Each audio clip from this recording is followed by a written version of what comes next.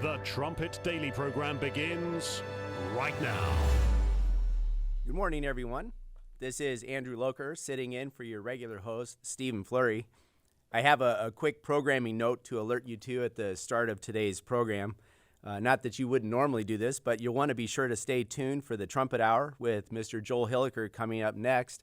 It'll be presented live here from the Mail Processing Center. He has a special guest with him, Brent Noctegal.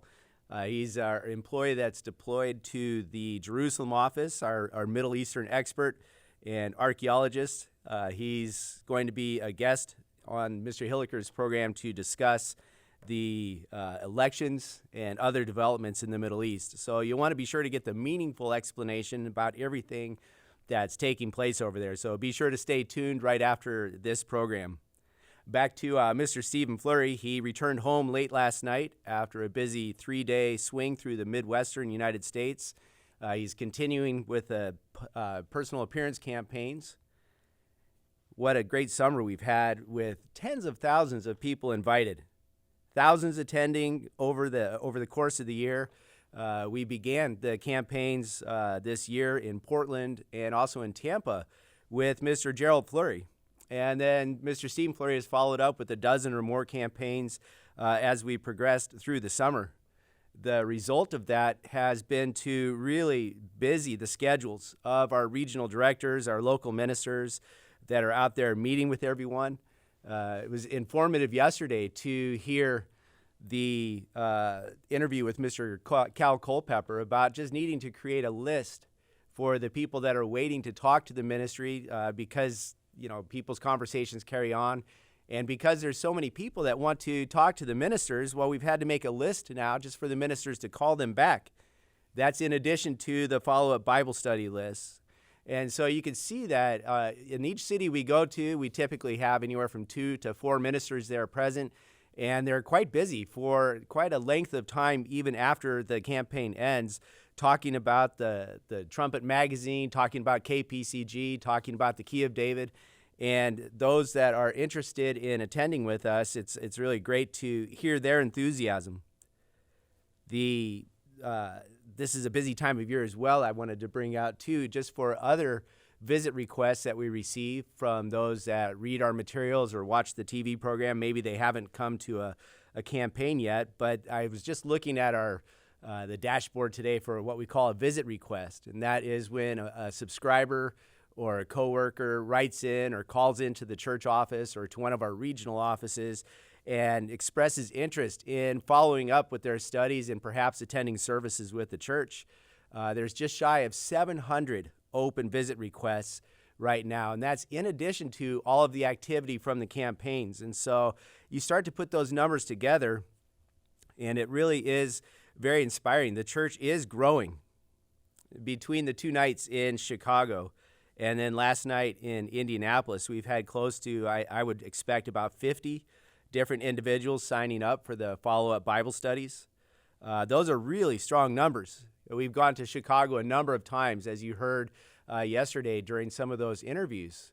It seems that each time we go back to Chicago, more and more people and different audiences come to the events, as Cal Culpepper brought out. While not all of those that express interest will become members, most, or at least certainly a lot of them will become members. The monster montage that was played yesterday and on previous Trumpet Daily radio shows prove how many are just really interested in this message. And as Mr. Flurry brought out yesterday, the clear message in these campaigns is that there's time to act now. There is time for that, and God is encouraging all of us to really focus in on his message, to listen to what he's saying, and to commit ourselves to actually doing what he teaches us in the Bible. As I mentioned, church membership is growing, and that's really exciting for us. There's no doubt, in my mind anyway, that without the church's aircraft, which we purchased a couple years ago now, or a year and a half, 2 years ago, without that aircraft, we would really be struggling to keep up with the rigorous schedule of the campaigns, the holy days, traveling to the Middle East, Mr. Flurry keeping up with membership all over the world. It really has been quite a blessing for the church. Mr. Stephen Fleury has had an aggressive summer dealing with just the campaign schedule, the school schedule, summer camp, and it's been really interesting to see how he's changed up the support crew. A lot of us have had opportunity to travel with him. Mr. Hilliker, as he'll be presenting the next program, he of course went on the campaigns up to Detroit and spoke of the impact it had on him. And it's not just the support crew, it's the students that are able to go. They also do work there. They do support the campaigns. So much has been accomplished. This year, God has invested over $150,000 to support the campaigns. We mail out thousands and thousands of invitations and pay the postage for that. We have to rent halls. There's the cost of flight. There are follow-up studies, ministerial travel, literature, the administration of these campaigns. But what a great investment. What excitement it brings to the local areas that are able to participate in these campaigns. It really is electrifying for the church, and the fruits are just abundantly clear. They're very, very positive. We have just one remaining campaign prior to the Feast of Tabernacles. That will be in Ocala, Florida. We have already about 100 non-PCG tickets requested for this event. It's just going to be a single-day event held on Sunday, September 29th in Ocala, and that will wrap up our busy summer travel schedule. It's interesting to see where God sends us. We had plans for certain cities this summer that for one reason or another it didn't work out, and then another city opened up, and I always think that that's God's influence, saying, well, there might be an individual here or a family there or maybe a group of people that God really wants to bring this message to. As I said, Mr. Fleury visited Tampa but about a year ago, and yet here we are going back to that area, back to Ocala, just a little bit north of Tampa. I was thinking this morning maybe that means there's a person there or some people there that God is really trying to get through to. He's reaching out to them, and he's having multiple campaigns there. Now, the campaigns are just one area or one activity of God's work where we're pushing to get this warning message out to the world. We are employing a new strategy for television station, over-the-air broadcast stations that we contract with. We've added more smaller market stations. Probably about 7 or 8 new TV stations have been added in the last couple weeks. Over the last few years, we've gone off some of the bigger stations, WGN, Discovery Channel, and also our daily station in Chicago. And again, with those type of decisions, God's hand seems to be very involved in that too. Discovery Channel and the Chicago station changed their programming schedule or their lineup, and so we lost our time from that. And I just think it's a way of God making sure that we move the program around to the different areas to reach everybody that he wants to reach. If you're watching the YouTube feed, we're just scrolling through all of the TV stations around the world where you can watch the program. You can, of course, watch it online. You can get a podcast. It's available on Roku. That we do whatever we can to make it as visible to this world as possible. We have an exciting edition for Friday mornings coming up here at the end of October. We will be broadcasting on the CW network. It's about 100 to 150 stations that will be carrying our program Friday morning. And it's a kind of a unique situation. Not every CW Plus station will carry it. They're allowed to broadcast some local programming. But it will most definitely add exposure of the program to a different audience. We do very well on the CW network. We also air Friday mornings on the ION network.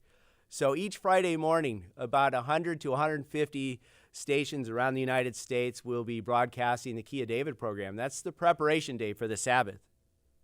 And we're really excited about this edition of the CW Plus.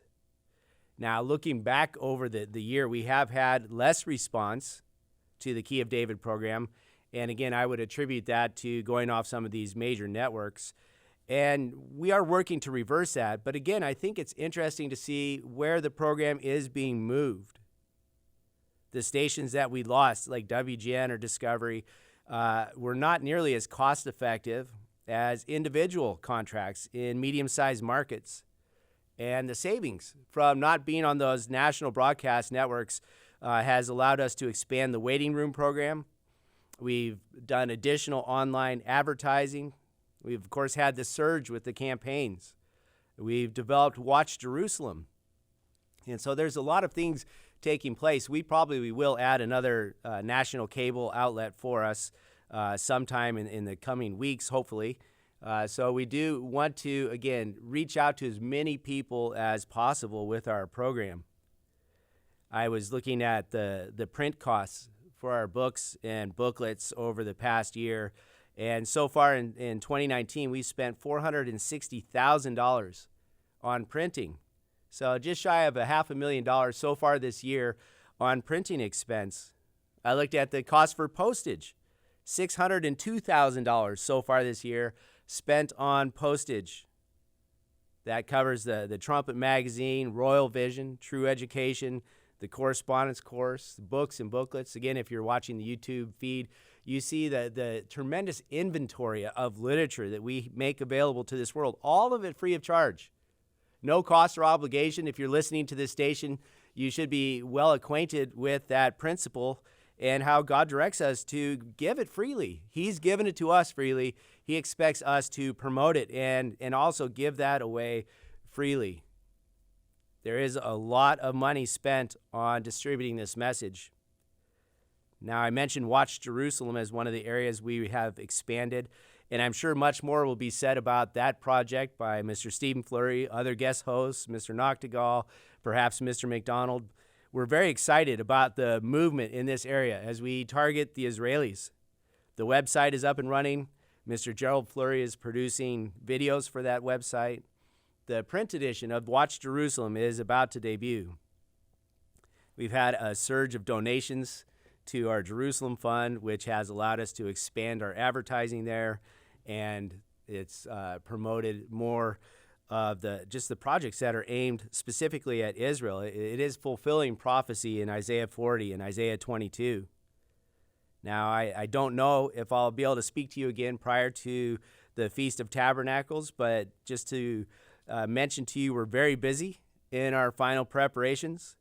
The Mail Processing Center is preparing pallets to ship supplies and booklets and other things that are necessary to host the Feast of Tabernacles. Incidentally, you ought to see our warehouse. We're about to burst at the seams down in the main storage area. We've reprinted booklets. We have new booklets, and all of this is just stacking up in our warehouse. And yet, when you look at the numbers of pieces of literature that we move each year, it is pretty staggering. This is really a very massive, massive work. Well, there's too much going on with the work right now to address all of it, but I would like to encourage you to continue your support for God's work as you're able. Clearly, prayer for the work, for all of these projects, is just so necessary. We're going through a strong year financially. We're slightly behind last year's income, and that's mainly due to a decrease in donations from estates and also a slight decrease in the building fund donations, and that's to be expected. We're not currently building anything at this time, but I am happy to report that the Holy Day offerings are increased. The first tithe and general offerings are about holding to last year's totals, which were an all-time high.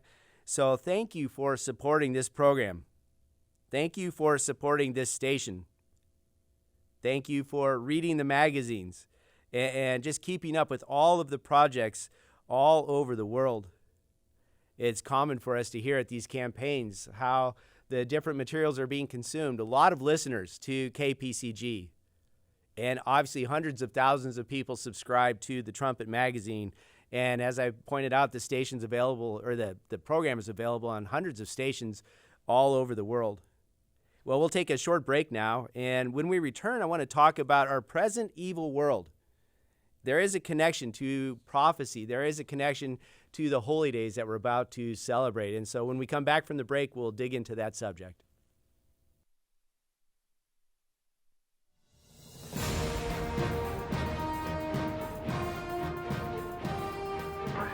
This is KPCG FM, and this is the Trumpet Daily. The Armstrong College Bible Correspondence Course is a distance learning program that makes the Bible clear and understandable. The correspondence course enables enrollees to learn what the Bible itself says about subjects that affect you and the world you live in. This fascinating Bible course highlights and proves what the Bible says about morality, war, religion, terrorism, and other current events, focusing on the root causes of this world's many problems facing man, as well as their solutions.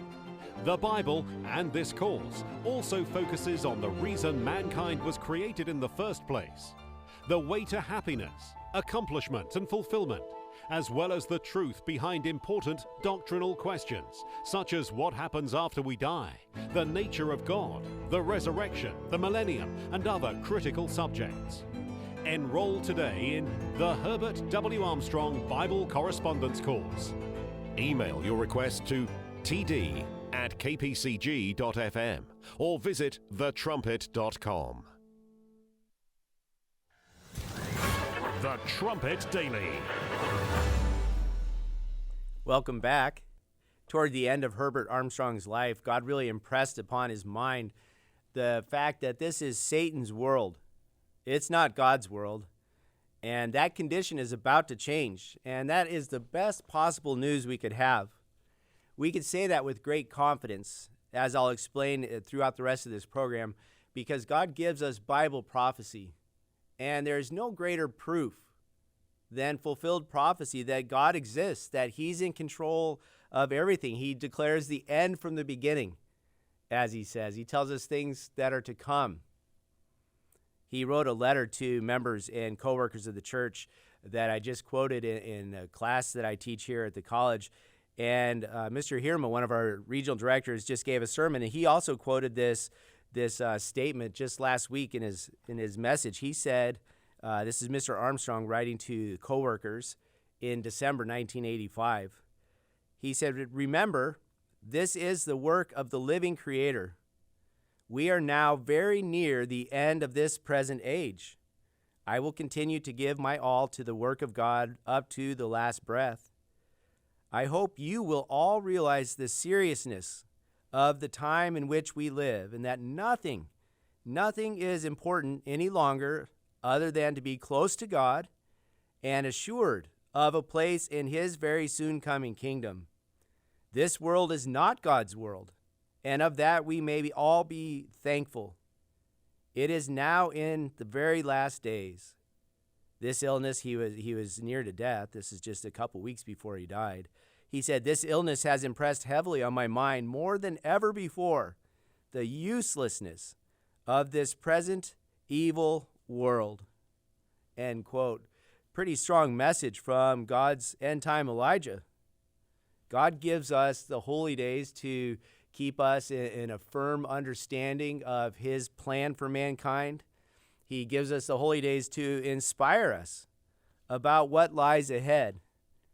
And I think that statement from Mr. Armstrong sums up perhaps better than most any other statement the uselessness, as he said, and the dangers of this present evil world. It's a world that's depressed. It burdens the average human being with the deceit, the lies, the difficulties. It is depressing, and without God's truth, it would be hard to have any hope. And so God gives us the holy days. He gives us prophecy to keep our minds focused in a very positive direction. We do have to deal with some difficulties ahead, but there is great hope. I really encourage you to request, or if you already have it, to reread our booklet, Pagan Holidays, or God's Holy Days, Which? And as you study through that book, you begin to piece together all of these holy days. The message that's communicated there explains our future. It gives us tremendous hope. We have a toll-free number that you can call if you'd like to request that booklet. It's 1-800-772-8577. You can visit our website, thetrumpet.com, and request the booklet there. You can also sign up for the Bible correspondence courses you just heard advertised on this program. That was not by design, but I think it worked out really well. The correspondence course is also free upon request. And if you haven't gone through this, you really, really need to. I strongly urge you to do so. There's even individual lessons about each of the holy days as part of that correspondence course. When we taped the last Key of David program, after we finished taping, Mr. Gerald Fleury was speaking to Mr. Falk and myself, and he said that we really need to promote that correspondence course more. And we do so even on KPCG. I'm sure you're familiar with the program, Live by Every Word. It's hosted by Dwight Falk. The program, there's a new episode almost every single Monday. It airs at 11 a.m. Eastern Time, 10 Central. That program is played, Live by Every Word is played on KPCG just about every single day of the week. You can download episodes, and if you go online and look at that program to get a podcast, you'll see that there's 118 different episodes recorded already. That's a lot of study, a lot of instruction God gives to us. If you're interested in taking the correspondence course, you can sign up for a paper version of that, a subscription to that, or you can even take it online.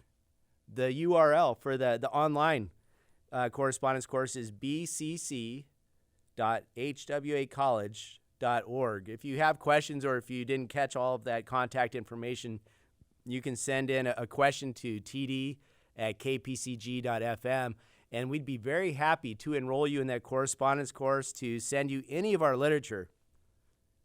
The Apostle Paul began his epistle to the Galatian church, and I want to read to you several verses. Today's program is quite a bit more like a Bible study, you could say.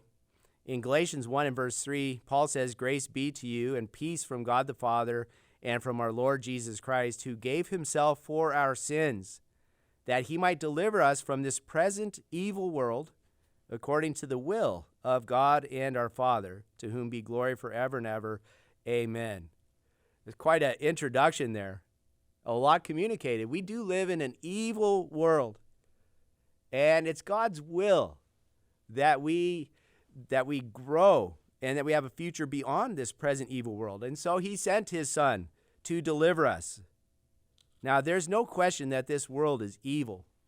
As I mentioned, the lies and deceit just really plague the news and plague all of our lives. There's sin, there's despair, misery all around us. And I don't have to get into all of that. So many pathologies. With the time remaining, I want to connect events in this world with the two coming holy days and prove to you that there is abundant joy associated with each of them. As I said before, fulfilled Bible prophecy proves that the Bible is true. It proves that God exists. He is not unaware of what's taking place on this planet, as even some religionists would argue. He's keenly aware of what's going on. He's reaching out to those that he's calling.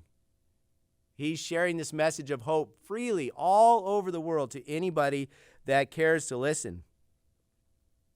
I want to focus on the Feast of Trumpets and the Day of Atonement because I don't have tons of time. And if I do get a chance to speak to you again before the Feast of Tabernacles, maybe I'll be able to speak about the Feast of Tabernacles and the last great day. Our listeners are familiar with the direction of world events. In fact, today's a pretty big day watching the elections in Israel. And with all the prophecies that God gives us about these end days, or the time of the end, as we talk about in Daniel chapter 11, verses 40 through 45, the end of the book. I'll just pick up a few highlights here. You're familiar with this. It says, at the time of the end, our time today, Daniel says, at the time of the end shall the king of the south push at him. King of the south being radical Islam headed by Iran. Again, I'm not going to get into all of the proofs for that. We have abundant sources of literature. And perhaps if you're still with us at the live program right after this one, Trumpet Hour, you'll hear perhaps even more. It talks about this king of the south pushing. It talks about a king of the north entering into countries. Verse 41 says, and many countries shall be overthrown, but these shall escape out of his hand, even Edom and Moab and the chief of the children of Ammon. Again, special meaning and instruction for God's church there. You can request Jordan and God's church in prophecy to learn more. or the Daniel booklet.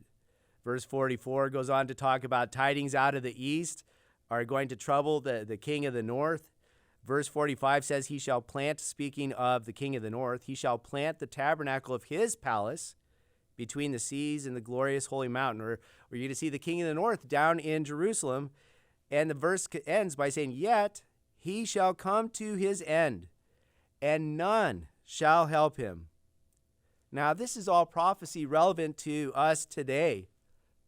Foreboding, yes, there is a push from the king of the south that's prophesied to come, and perhaps we're starting to see evidence of that more and more clearly as each significant event happens.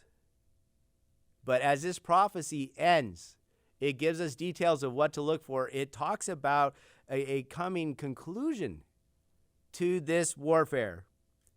You could study Revelation chapter 6, chapter 9, chapters 17 and 18 for more details about the tribulation, the day of the Lord, the fall or the destruction of the king of the north or Babylon. There are prophecies that explain how and when and why the other world powers will be destroyed in these battles. And then it all talks about and it builds toward the conclusion of the establishment of God's eternal kingdom. The Feast of Trumpets pictures the return of Christ. And he said this in Matthew 24, verse 21. He said, for then shall be great tribulation, such as was not since the beginning of the world to this time, no, nor ever shall be. And except those days should be shortened, there should no flesh be saved. But for the elect's sake, those days shall be shortened. Again, this prophecy points to the solution. It gives us hope. If it wasn't for God's intervention, there would be absolute, total, global destruction. But it's not going to end that way because of the elect. For the elect's sake, those days are going to be cut short. As you know from the Olivet prophecy, there's instruction about things to look for: religious deception, wars, famines, pestilence, other natural disasters, persecution, unheard of violence.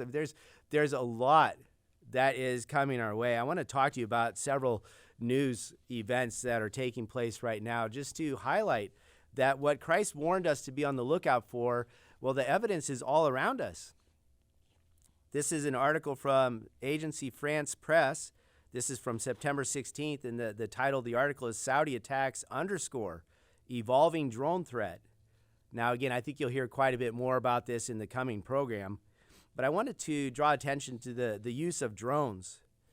This article says, an attack on Saudi oil facilities at the weekend has exposed the vulnerability of the kingdom to drone strikes and underscores how traditional air defenses can be breached by new, low-cost technology, experts say.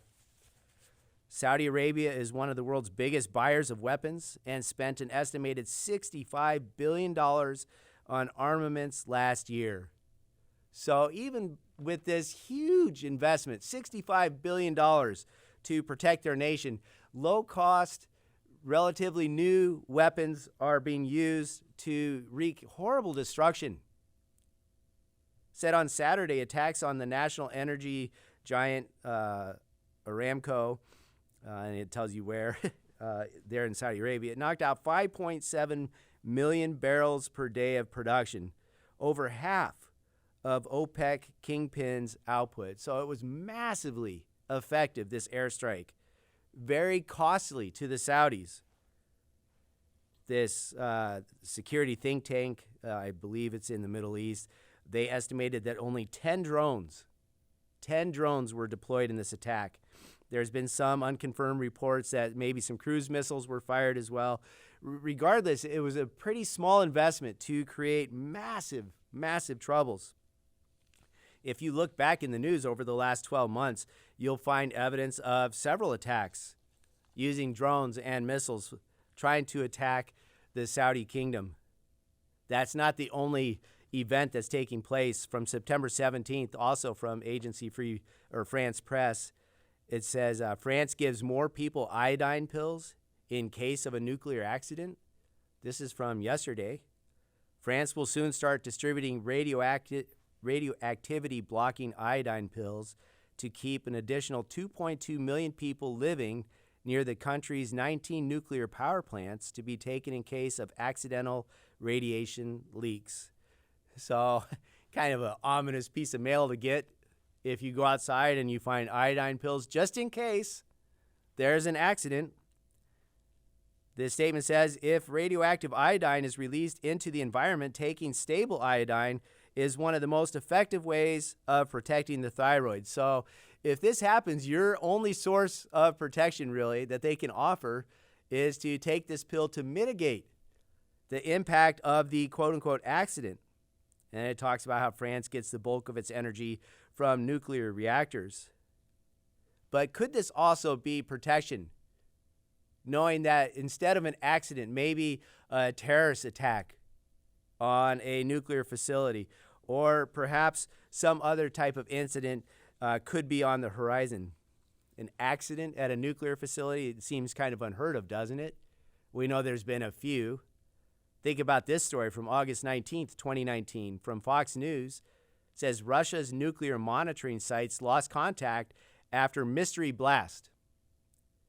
The article says 2 Russian nuclear monitoring stations, specifically designed to detect radiation, went silent in the days following an explosion of what many believe was a nuclear-powered missile earlier this month during tests at a remote base in Siberia. It says there have been reports in Russia that Russia has not been fully transparent about what occurred at this base. The article says The Guardian reported radiation levels in Siberia at this nearby city increased 20 times above normal for about an hour to an hour and a half after the explosion. It talked about the Russian people stocking up on iodine. It took 2 days for the government to acknowledge that there was a problem. And there's a theory that the Russians were testing a new mega torpedo, which has nuclear power. They said it's 30 times larger than submarine torpedoes considered heavyweight. So this new massive weapon, we hear these stories from Russia about the Satan missiles or these nuclear missiles. And this particular torpedo has a certain technological advancement that allows it to just kind of be active in the ocean almost indefinitely and carries a lot of firepower. President Trump went on Twitter after that accident, and he said that the United States is learning. And I love how he says, how he always addresses things. He says the United States has much better advanced technology. He's always got to one up. There's other mishaps in Russia. Also, from yesterday, an explosion rips through Russian laboratory housing smallpox, Ebola, and the plague. Again, yesterday. Just happened yesterday. A massive gas explosion has sparked a fire at a Russian lab that houses the viruses ranging from smallpox to Ebola, authorities say. They also have anthrax there. Firefighter and rescue teams responded to the explosion before it was realized what the possible implications could be, kind of reminiscent of Chernobyl. The situation was quickly upgraded from an ordinary emergency to a major incident. And then they talk about, well, there's not a whole lot to worry about because if there was a hot fire, it would destroy any release of these biological weapons. So France is giving away iodine. Russia has gone through a couple accidents in just the last several months that has released radiation that has occurred at a facility that perhaps is making biological weapons. Jesus Christ said you'd hear of wars and rumors of wars. There'd be troubles. There'd be natural disasters. All of these things happening in the lead up to his return. Do we see these things happening? The Pentagon tests missile previously banned under a U.S.-Russia arms treaty, as reported by Fox News back in August. Says the Pentagon announced Monday that the military conducted a test over the weekend of a type of missile that previously had been banned for the last 30 years under the treaty between the United States and Russia. And of course, America's taking a lot of heat for getting out of or opting out of this treaty, and yet it's a treaty that the Russians haven't abided by for years. And the concern here is that it's going to spark additional fields of an arms race where there's not only nuclear missiles or attack submarines or torpedoes, but now there's land-based cruise missiles and other technologies that previously were forbidden by this treaty.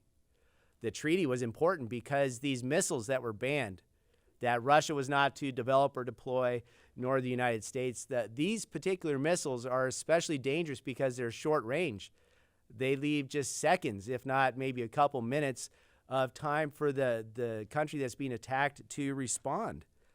And so it just tightens that window of response time, which is hugely dangerous. Just a couple more articles here. I just want to prove to you that we live in a very dangerous world. The United States has been a stabilizing force, as it has been the British Empire. And while we've seen world wars, they've been mostly contained because of the Western powers or the Allied powers and because of their military strength. But as you know, as we've reported, that's all on the decrease. It's expensive to keep up with technology. We invest billions of dollars in these very sophisticated systems only to find that new low-cost technology outsmarts them or works behind our protective security blanket. And so we're forced to try to respond. This article from military.com from May 2019 talks about a scrapped U.S. B-52 bomber to return to service after it's rescued from the boneyard. The point is here that the U.S. Air Force is flying a fleet of bombers that are 67 years old. It's the world's oldest heavy strategic bombing force. We have less than 10% of those planes left available to use or that are airworthy. And so we're having to go to the junkyard to grab parts to keep them going. And that's because we can't deploy new technology because we don't have the money and the technology just isn't quite there yet. And so the United States is relying on parts from the boneyard. Just a couple days ago, again on military.com, they reported that a Navy carrier strike group deployed, but without the aircraft carrier. An aircraft carrier strike group without the aircraft carrier. The Harry Truman, which is a reasonably new aircraft carrier, was supposed to deploy to the Middle East, if I'm not mistaken. But it is plagued with electrical problems that are still under repair. And so they had to deploy the other ships because the region's heating up. But the aircraft carrier, the main component of that force, is still in dock. This hasn't happened for 13 years. The problem is, in the past, if there was an issue like this, well, they would just use another one of our aircraft carriers, but there are no other ones to deploy. Our newest carrier, the Gerald R. Ford, is locked up right now in repairs and maintenance and also just trying to get the new technology to work. There's a prophecy in Ezekiel 7, verse 14, that talks about when the alarm of war sounds, that the military doesn't deploy. We don't act. And as is pointed out, there's very little time to react. These military attacks are surprise attacks. It doesn't bode well. And so you can see how Christ said, well, there'd be wars and rumors of wars. There'd be all of these problems and conflicts, a lot of disaster out there. Now, that's pretty scary. And it's not anything that should trouble us if we understand Bible prophecy. All of that prophecy that Christ talked about, that Daniel talked about, the warnings of the signs to be on the lookout for, all of that is being fulfilled. It should give us confidence in those words that are written in the Bible. But if you read through those prophecies, every single one of them ends with a very positive message. For example, as I said with Christ saying, for the elect's sake, those days shall be shortened. Or Daniel 11 talks about the end to this destructive empire. The holy days that we picture spell out the solutions for us. There is good news associated with the holy days. As I mentioned, the Feast of Trumpets teaches us about the return of Jesus Christ. I'll read to you another prophecy, 1 Thessalonians chapter 4, verses 16 through 18. We typically read this and study this passage during the Feast of Trumpets church services. It says in verse 16, for the Eternal himself shall descend from heaven with a shout, with the voice of the archangel and the trump of God, and the dead in Christ shall rise first. So the resurrection of the first fruits. Verse 17 says, Then we which are alive and remain shall be caught up together with them in the clouds to meet the Lord in the air, and so shall we ever be with the Lord. Verse 18 says, Wherefore comfort one another with these words. Know what the Bible teaches. Understand what these holy days picture for us. There is great comfort that's coming. Jesus Christ is about to return and stop these problems. And that leads into the next holy day, the Day of Atonement. It's a time when Satan is bound and his influence is removed from mankind. It's taken me a little longer to get through this material than I expected, and so I'll just briefly mention a few things here, and again, perhaps come back to this at a later time. But I encourage you to go to our website, pcg.church.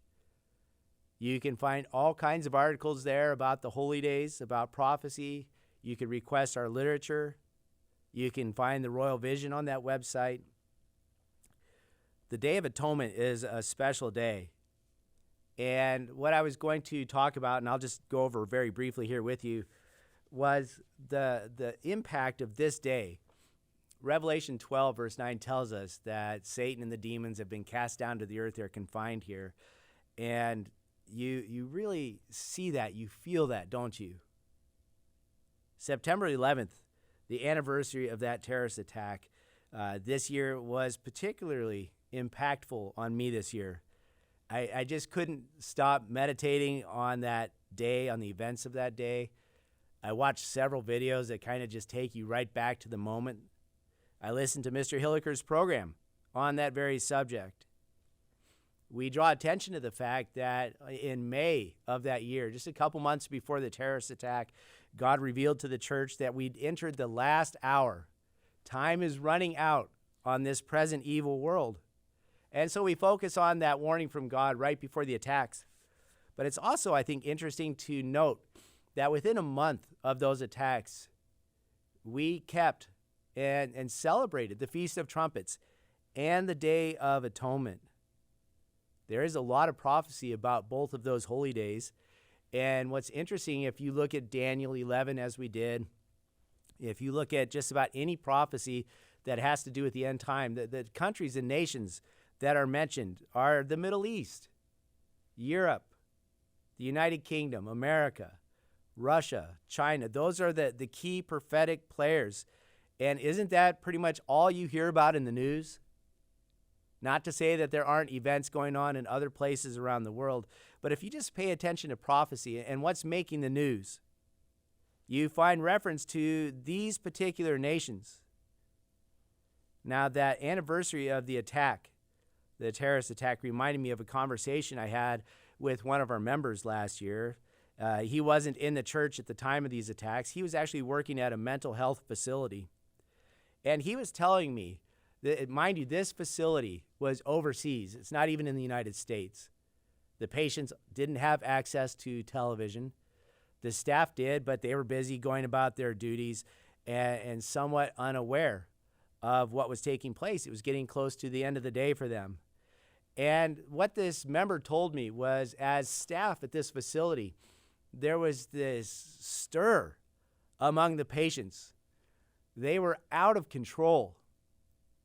They were really just in a very terrible state of activity. And the staff there couldn't really put it all together until they began to see what was happening over in the United States. There is a connection between mental health, not in every case, obviously, but there is a connection between some of those psychological disorders and the spirit world. And as this attack was unfolding, the spirit world was active. That impact or the response of those in some of those facilities is well documented. I had an article here entitled Psychiatric Emergencies After the Terrorist Attacks of September 11th, 2001. It's a study about the increase of the authorities having to deal with psychiatric emergencies during that day And for about 2 days that followed, there was a major uptick. Now, some of it you'd expect, people on edge. And especially if you were close to those events, they would be disturbing. And perhaps you would get called by the authorities for your behavior, or maybe you called the authorities. One way or the other, there was a significant increase in psychiatric emergencies all around that day. 2 Corinthians chapter 4, verse 4 tells us that Satan is the god of this world. They're depressed, they're enraged, they're murderous because they know that the last hour is here. Their last hour of unbridled, I guess they are still restrained to a large extent, but their freedom, if you want to look at it that way, is soon to change to bondage. The Day of Atonement teaches us that God is going to corral Satan the devil. He's going to bind him up. He's going to remove his influence from mankind. September 11th shows you how chaotic the world can get in just a moment. There's a lot to say about mental health crises. I'll cover that at some other time in a future program. Again, I just want to let you know that there are prophecies about Satan, the demons, but there's also prophecies that are associated with the Day of Atonement. I'll read to you Revelation 20, verse 1 through 3. It says, I saw an angel come down from heaven, having the key of the bottomless pit and a great chain in his hand. And he laid hold on the dragon, that old serpent, which is the devil and Satan, and bound him 1,000 years, the millennium. And he cast him into the bottomless pit and shut him up and set a seal upon him that he should deceive the nations no more. And the prophecy goes on to talk about he'll have a short release, and then he's cast into outer darkness. Again, prophecies that prove what we're seeing in our world today. Well, that the evidence is here, and those prophecies conclude with this good news, this great news, that Satan is to be bound and his influence to be removed. The sicknesses that plague mankind, all of that is to change. I want to end by just reading a very positive prophecy found in Revelation chapter 21. This is verses 1 through 5, and just meditate on these words. This is a troubling time to live, but it's a brief moment in time, and the time is expiring.